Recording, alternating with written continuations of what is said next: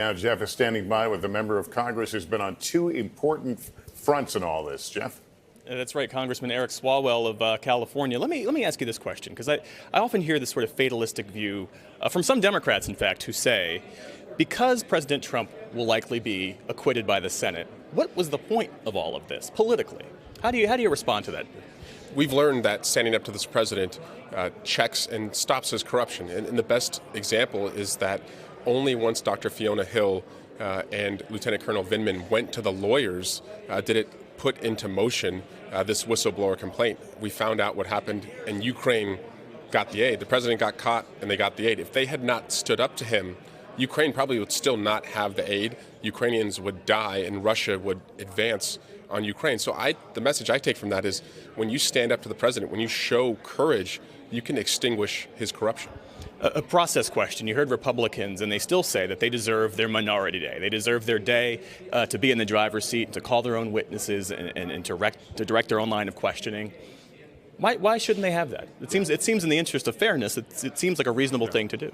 They've had equal time in questioning during depositions, during hearings. What they should do is join us in asking the president to send the 71 documents that he's refusing to provide and send the 12 witnesses that he's blocked from testifying. 70% of Americans in another news organization's poll said the president should provide the witnesses that he's blocking. That's because if you don't provide the witnesses, most people assume you have something to hide. Chairman Schiff has said that the investigation will continue even as impeachment on the House side, for now, ends. What happens if an evidentiary bombshell drops into your lap, say, in February? By then, impeachment on the House side is done, the Senate trial is wrapped up. What does your committee do? Well, we're going to continue in the House to legislate. By the way, we're going to pass a trade deal tomorrow and pull back the SALT tax break that was taken away. But we're also going to continue to investigate and litigate in the courts. We're going to hold this president accountable, and we've learned that when you check him, the right thing can happen. So we're going to continue to check him.